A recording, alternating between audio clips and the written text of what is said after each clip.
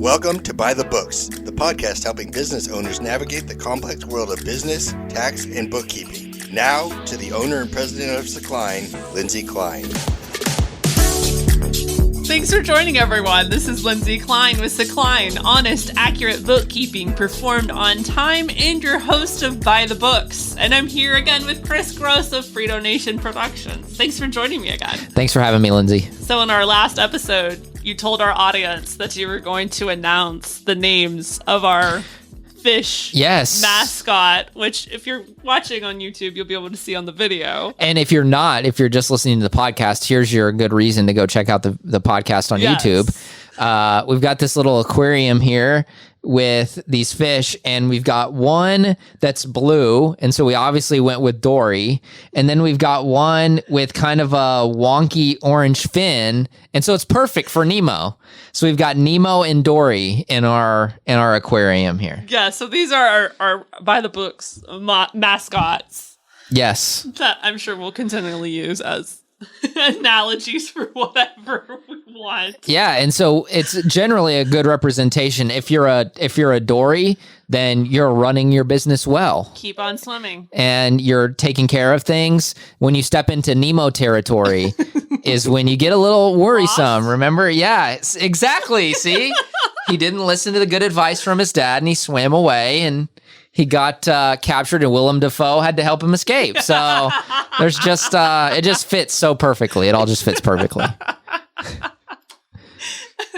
So okay. So now what are we? You're going to segue this in? Yes, I am. I'm looking forward to seeing how you segue this into an actual topic. It's not going to be pretty. So we talked about our fish. And Lindsay, this is my nice, neat segue here. What are we talking about today?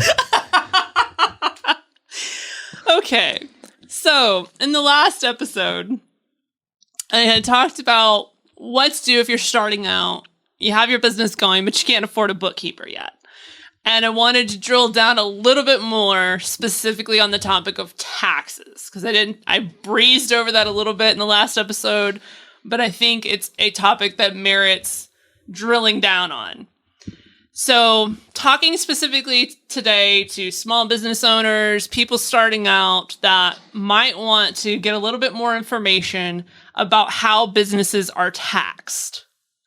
So, let's just say you are Bob's Painting Company now, right? Okay. You're good at painting, you've done it a little bit, and then people started paying you for your services, and you thought, this would be a great business. Well, you really actually don't have to do much to become a business. You can just start doing it. Now, there might be some county, local, state regulations that, are different. But here in the state of Texas, you can just start doing it. You're a business now. You've decided you're a business now.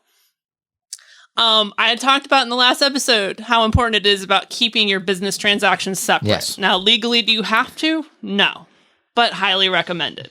That's something that you do. But you don't have to. You can just start doing your business and change nothing at all. So let's say you want to be a little bit more official and you want to have you want an actual business name. You don't want to operate as your own name. You can either go to the county courthouse and get a DBA, or if you decided to actually set up an entity like an LLC or a corporation, you can apply for an assumed name with your state to have a statewide protection over your name. Okay.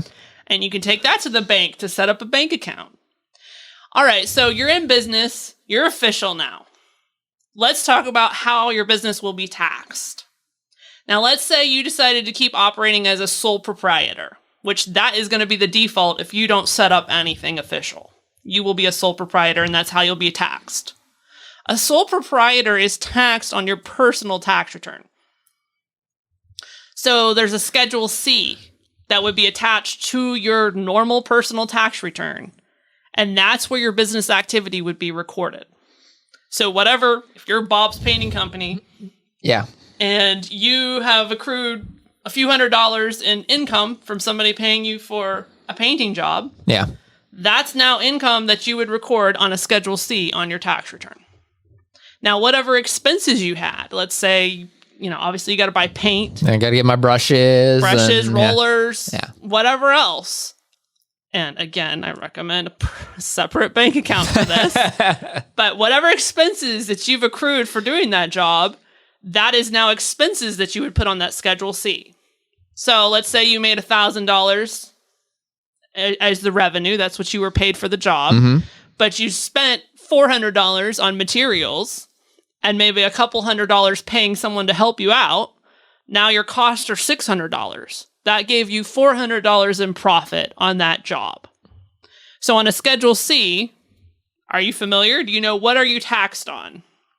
Are you taxed on the $1,000 or are you taxed on the $400? Okay, I don't know, so I'm going to guess. Okay. Should I guess? I am going to say that you are taxed on the $400. Yes. Okay. Correct. Nice. Now, there are some expenses that are not tax deductible. There's a lot of things that are not tax deductible. Okay.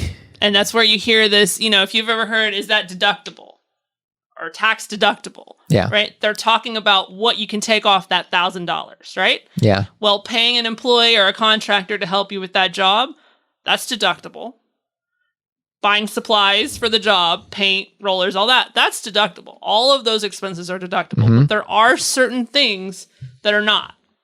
Let's say, for example, when you were trying to get the job, you took that that potential client. Let's say you bought something at the grocery store, a box of cookies or something, just to kind of up the game, right? Give them a gift. Yeah. To kind of, is that deductible? I think it kind of depends on who you ask, actually, because I've had CPAs say, and I think even on gifts, there's a limit, if I'm not mistaken, like $25 that you can give as gifts, is what I've heard. Now, I don't do taxes, so don't hold me to this. Yeah. But there's a limit on gifts. So let's say you spent $50 on treats, gifts, whatever, just to kind of, not bribe. Try and entice them a little bit. Yes, right? So my understanding of it is you can, to a certain extent, you can deduct those gifts, but not all of it. So if you spent $50 and you can only deduct $25, then you would only be able to put $25 on that Schedule C on your tax return. Yeah. There's other things that are not meals, for example, business meals. Just this year, they have now said that if it's in a restaurant, because they're trying to help the restaurant industry, if it's at a restaurant, you can deduct it 100%. But if you buy it at a convenience store, gas station, grocery store, that's only 50%. Interesting. Okay. If it's entertainment, you could deduct 50% of entertainment. If you took a client to a baseball game or whatever, you used to be able to deduct 50% of that. Now, you cannot deduct it at all. Yeah. So there are certain things that you cannot put on that Schedule C as a deduction off of that revenue.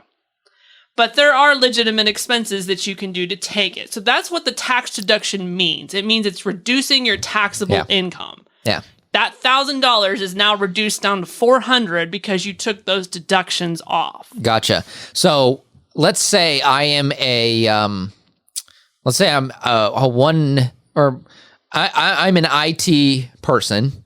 I do IT work, and I've got one employee under me.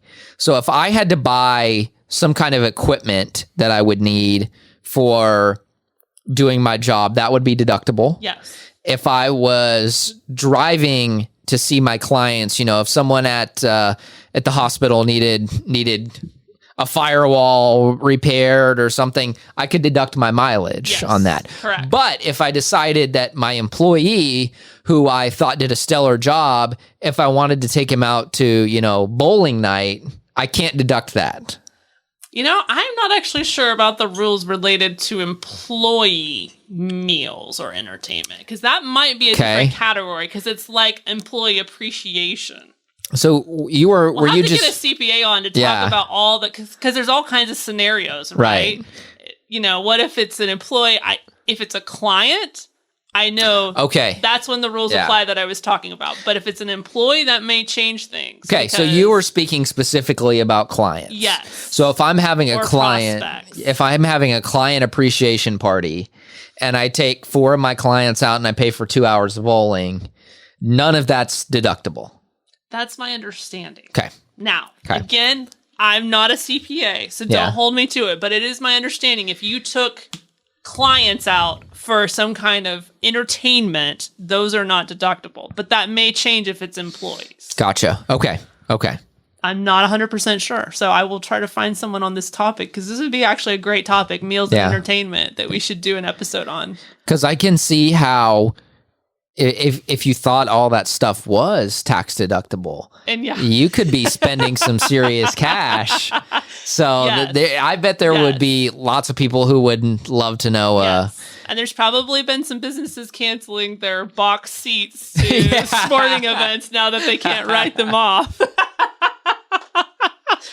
That is funny, but you know, you do hear a lot with people trying to entice, not using the word bribe, to buy certain things. You know, they will say, hey, this is a tax write-off. This is a tax deduction. Yes. So this is a big part of when you are a business owner at the end of your fiscal year or whatever, getting to do your taxes. Yeah, and understanding what's actually deductible and what isn't. And that's obviously why many people hire a professional to sort that out and figure out what actually can be deducted. So Schedule C, that's how it operates. You take your income, deduct your tax deductible expenses, and you pay taxes on what's left. Okay. And that would also apply to LLCs that are single member LLCs. They are taxed as sole proprietors. Okay. So that's basically 2 types of companies, sole proprietors and single member LLCs. They're both on a Schedule C on your personal tax returns, and that's how they're taxed. So if they're taxed the same way, why would you want to be a single person LLC versus a sole proprietor? So LLC stands for Limited Liability Company. And what that means is that you're limiting your personal liability. So, for example, going back to Bob's painting company, let's say something were to happen on that job, heaven forbid, and someone... A ladder falls and hits somebody in the head. Yes. Yeah. Something happens to where now you're being sued. Probably some kind of negligence situation, right? Where they're coming after you and suing you. If you're an LLC, the reason why people choose that entity is to limit what can be taken from them personally. What you're wanting to do is maintain those, whatever was the result of that litigation, whether it's punitive damages or some kind of settlement, you want to limit it to just the business assets. Gotcha. And not let them come after you personally and your personal assets, your house, your cars, whatever's in your personal bank account. This is another reason to keep it separated in your bank accounts and credit cards. Because if you do commingle, let's say you do go set up the LLC so you can limit your liability. If you have everything commingled, it doesn't matter because you've commingled it all. If you've ever heard that terminology, piercing the corporate veil, that's what it means. Everything is commingled where there's no distinction between personal and business, and therefore they'll say it's all up for grabs. Yeah. So if I've set up my LLC, I'm Bob's Painting, I've set up my LLC, but when I went to eBay to bid on the Nolan Ryan autographed trading card, I used my business account. Then when the ladder falls and they come to sue me, they can take away my prized baseball card. I don't know that if that was the only transaction, like if that's the only time you did that. But if it's mixed in, like let's say I do it, I'm a heavy eBay guy. I'm bidding a couple times every day on multiple things, and it's become, let's just say honestly, like it's become quite an addiction for me at Bob's Painting, my eBay bidding. It does so much that they could come after the asset that you used your business account for. It's just a matter of if the prosecution can make the case that you're basically one and the same, the business and the Yes. personal. It's Yeah. not that they're going to Yeah. say, because you bought this item with a business account, now we can come after this item. It's more of trying to prove that it's all one and the same in general, and therefore all your assets, your personal assets, are up for grabs. Yeah. But they could look at me and say, hey, you used your business account, business expenses to bid on this Nolan Ryan card and, the Shrek 2 DVD. And somebody could come to a logical conclusion that, hey, you don't need those for your business, right? Certainly. Yeah. Yes. I heavily advise people to keep it separate. Pay yourself and then buy your personal groceries, eBay items, whatever else from your personal account. Okay. It is just, I can't even emphasize enough how important it is to do that for many reasons. So that is, in a nutshell, the sole props and the LLC single members. So let's talk about multi-member LLCs and partnerships. Okay. Those get taxed on a Form 1065, which is different from the personal tax return. So there are some businesses that do have to file their own tax return just for the business. It can't just be on your personal return. And we talked about the Schedule C. Yeah. For the Schedule C businesses, they don't have to file a separate business return. It's all on the personal. For a partnership, a multi-member LLC, which is taxed as a partnership unless they elect otherwise, an S-Corp or a C-Corp, all of those have to file a separate business return that's separate from the personal return.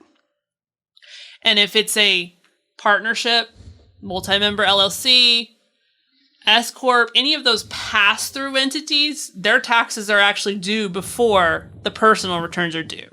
So the personal returns are normally due on April 15th. If it's a pass-through business entity, then it's due on March 15th. Yikes. And what do I mean by pass-through entity?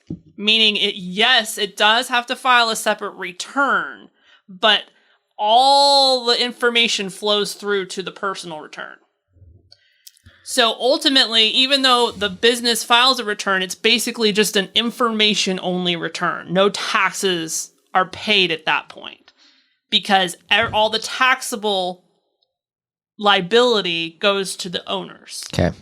So that would be the multi-member LLC, the partnerships, and the S-Corps. Those have to file their taxes a month earlier than the personal returns because, I think the main reason is because the documents from those business returns have to be put on the personal returns. So you have to have those done first before you can do your personal return. Gotcha. So if you have a partnership, S-Corp, multi-member LLC, you're going to be getting a K-1 if you have even part of an ownership in those, ownership interest in those. You get a K-1 form that basically explains your portion of the business, what your part of it is. And you put that on your personal tax return. And that's how you're taxed, is through your personal tax return. So if you made money through that entity, it's going to show on your K-1 either what profit there was, if there was any distributions, your capital contributions, all of that's on your K-1, and then you put that on your personal return.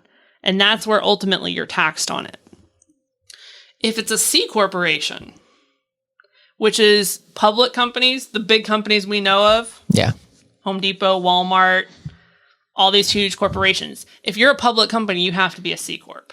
You don't get an option. No. If you want to be a public company, you're a C Corp. So most of the time, C Corps are large corporations. Not always, but typically they're very big companies. And a lot of the disadvantage to being a C Corp is that there's double taxation, meaning that when you file that C Corp return, you're also taxed on that C Corp return. And if you pay yourself any of the profits, you also have to pay taxes on that part that you paid yourself on your personal return, which is why if you've ever heard the term double taxation, as it relates to C Corps, that's what they're talking about, because you have to pay taxes when you file the business return, and then you have to pay taxes for any of the profit you took on your personal return. So that's why a lot of people favor the pass-through entities because they only have to pay once on their personal return. Yeah. So that's in a nutshell how to file the taxes for these different entities. There are some differences in the way we talked about how on a Schedule C, right, what you're taxed on. Same thing applies to the other pass-through entities to a point. There are some differences. For example, with the S-Corp, you have to put yourself as an owner on salary. You don't have a choice. When you're on a Schedule C, you don't have to because you're going to be taxed on that profit. In fact, you shouldn't because there's no tax advantage. Yeah. Because you're taxed on the whole entire profit no matter what. Yeah. With an S-Corp, if you put yourself on payroll, then obviously now you're paying taxes on your W-2 paycheck. Taxes are going to the IRS that way. Whatever you give yourself as distributions outside of payroll, you don't have to pay the payroll taxes on those. Whereas on a Schedule C that we talked about earlier, you have to pay the self-employment tax, which is those payroll taxes on all the profit. That $400 we talked about earlier. Yeah. You're having to pay self-employment tax on all of it. With an S-Corp, you get the advantage that you don't have to pay that self-employment tax on any of the distributions you paid yourself. Now, where people get in trouble when they have an S-Corp or their tax is an S-Corp is that they don't put themselves on payroll. And they only pay themselves distributions. Okay, well, so I was going to ask, what then is stopping me from, I'm Joe Bob, and I am owner of Home Depot, and what's stopping me from saying, well, I don't want to have to pay taxes, so I'm not going to put myself on payroll, and I'm just going to take all of my quote-unquote salary through distributions? Well, Home Depot is a C-Corp. That's different. So, Okay. Well, we're talking about S-Corp. S-Corps. Gotcha. So in the S-Corps, it's a pass-through entity, and it goes through to the personal tax return, right?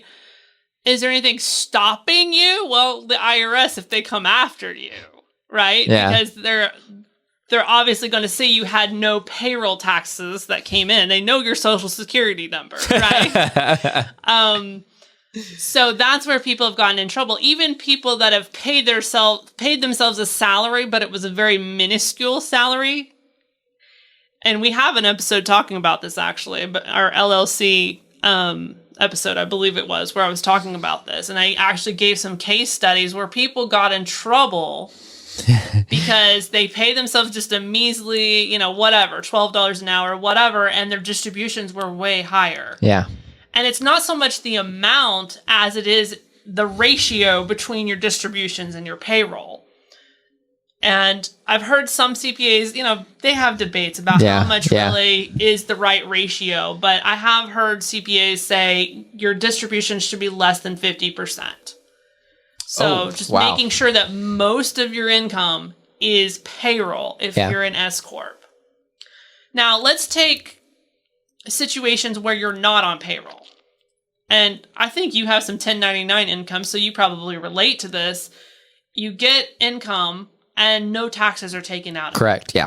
And obviously in a sole proprietorship, single member LLC, other types of income that you're not required to be on payroll, you'll have that, right? You'll have income coming in and no taxes taken out. Yeah.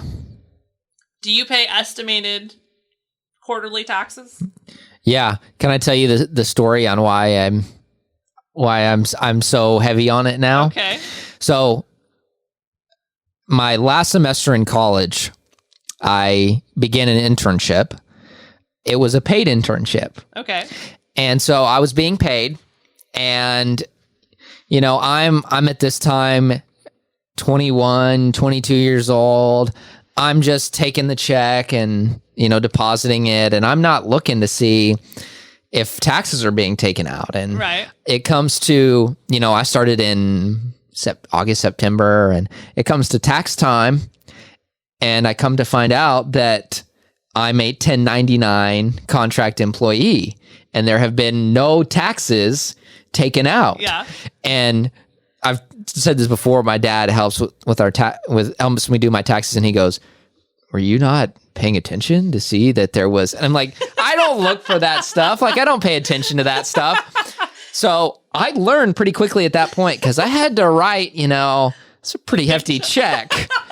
And I am the guy who is like, I am in a bad mood for a week if I do not get a tax return, and it wasn't Refund? just that I had to pay. Yes, a refund. And so instead I was sending a big check. And so I learned pretty quickly from that point that better be making your estimated payments, and you better be making sure that you're paying the right Now, did amount. you have to pay a penalty?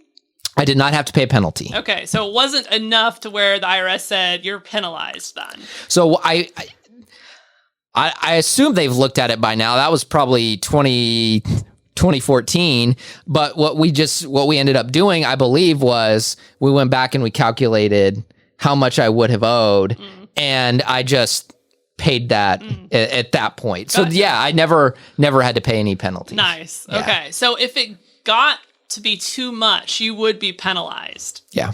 And I don't know what the threshold is. I don't know what point the IRS says, "Oh, this is way too much for you not to have submitted to us already." Basically, the tax return is sort of an informational report to show whether you're owed any money back or if you owe them. Yeah.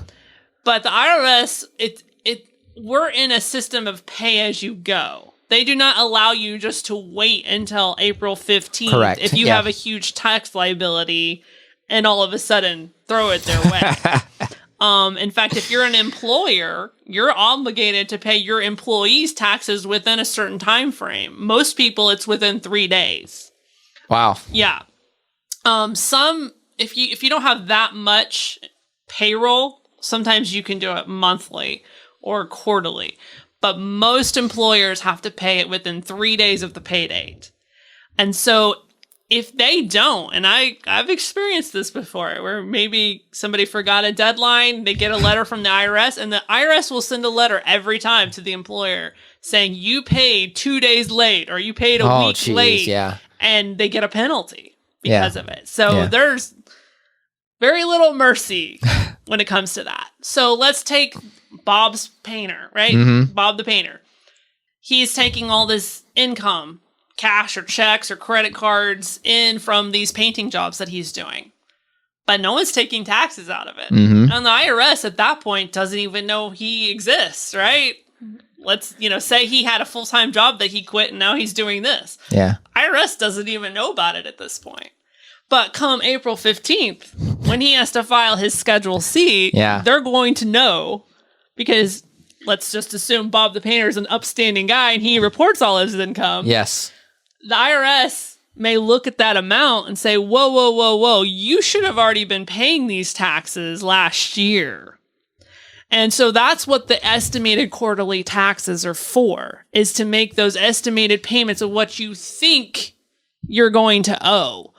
And it's really hard, and a lot of CPAs have formulas and things that they put together to help people with that, because it really depends on what tax bracket are you in, what deductions are you going to have. Maybe you have a spouse that has a full-time job and they're paying W-2, which, by the way, that's usually how I've handled it. When I had 1099 income, is I'd have my spouse increase his taxes that came out of his paycheck. Yeah. And so I just knew it was taken care of on that side, because he was overpaying taxes to account for the 1099 I was making on my end. Yeah. So there are different ways you can do that. But at the end of the day, you need to make sure when April 15th comes around that your tax liability is not more than it should be, to the point that now you have to pay penalties in addition to all the taxes you've got to pay. Yeah. So the idea is to pay as you go. Yeah. And there's it's 4 days that you have to have your payment in by. It's the 15th of, I know one January, is June. June. Yeah. It's weird though. It doesn't even, I don't think, follow actual quarters. It's very strange. It doesn't. And I believe you would think, okay, we got 12 months. You make a payment every 3 months. Yeah. And I think there's one that's, it's weird. June to August or July to September, where it's only 2 months apart. So it's it's not how you would expect it it to I be. think January and June are two of them, but I can't think Okay. of what the other two are. But it doesn't follow normal fiscal quarters. It's so strange because the IRS just can't, just like you get mileage deductions of 55.6 cents, like, can we not just say 56 cents or 55 cents? Yeah. But it is strange to where you would think like, oh, well, it's January 15th, so logically it would be no. It's not logical. Yeah. The nice thing is though that I have found is you go to the IRS page that has that and it's got all the days laid out and it says to pay. You go here. Now the hard part, like you said, is how much do I actually need to pay? Right. But once you get to the IRS website, thankfully, they tell you, here's the day that it's due.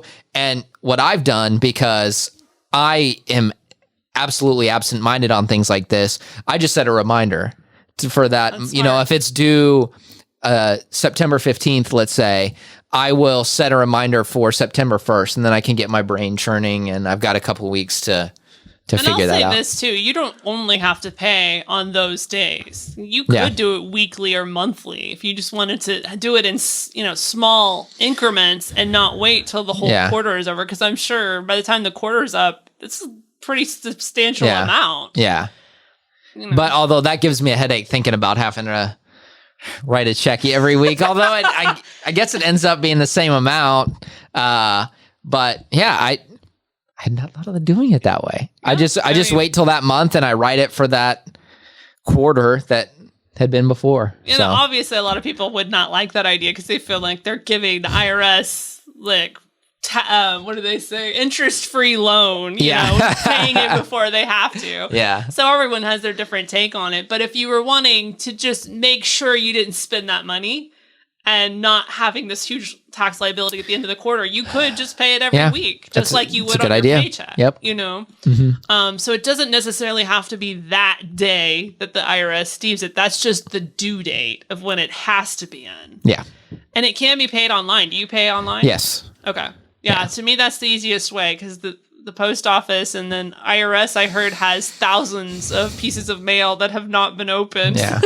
It's very easy, and you get an email within about 30 seconds that says your payment has been sent or whatever. So it works out really well. So if you're a sole proprietor or pass-through entity that's not an S-Corp where you're on payroll, definitely recommend making sure that you're making those estimated tax payments so that you're not finding yourself in a sticky situation come tax time. Yeah. It sounds like I avoided at that job. I kind of avoided some serious penalties. Yeah, you could have gotten some. Yeah. So you lucked out there, I guess. You learned your lesson early on. Somehow, maybe through osmosis, I told those stiffs at the IRS that, hey, I'm just a stupid kid. Like, this was a complete, honest, 110% innocent mistake.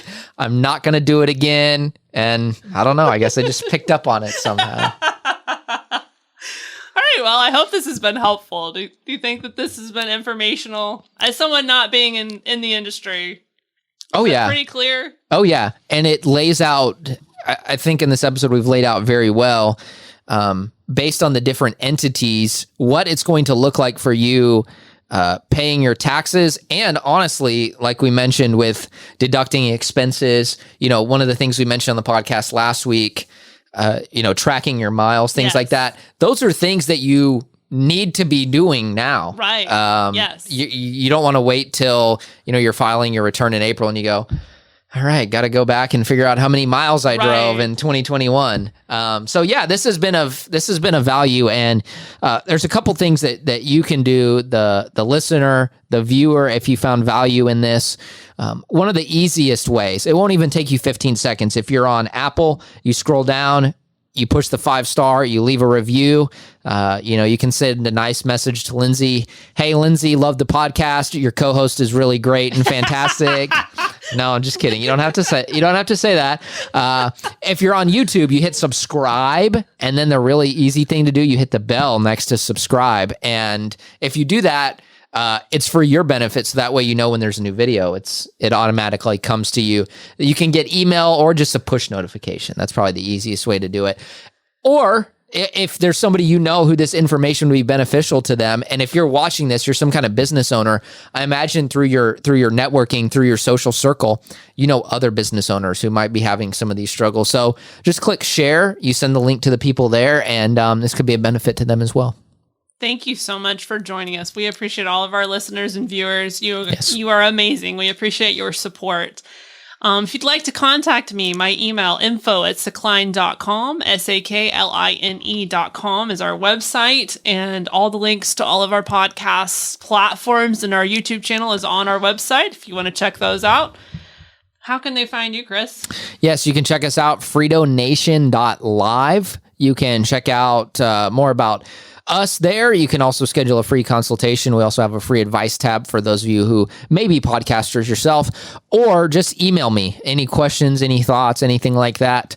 Kris, Kris, @freedonation.live. I'll say this too. If there's any topics that our listeners or viewers, any of you would like to hear, please let me know. Send me an email or do a comment on one of our platforms and let me know what it is that you would like to hear a podcast about. And I can almost guarantee this, that if it's a question you have, it's a question other people are thinking about as well.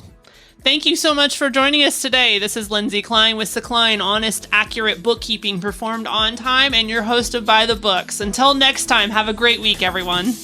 By the Books is presented by Kline, honest, accurate bookkeeping performed on time. For more information on Kline services or to get a hold of Lindsay, visit sakline.com or email info@sakline.com. The information provided on this website and podcast does not and is not intended to constitute legal advice. Instead, all information, content, and materials available are for general information purposes only. Information provided by Kline may not constitute the most up-to-date legal or other information. Listeners should contact their attorney to obtain advice with respect to any particular legal matter and should refrain from acting on the basis of this information without first seeking legal advice from counsel in the relevant jurisdiction. Only your individual attorney can provide assurances that the information contained herein and your interpretation of it is applicable or appropriate to your particular situation.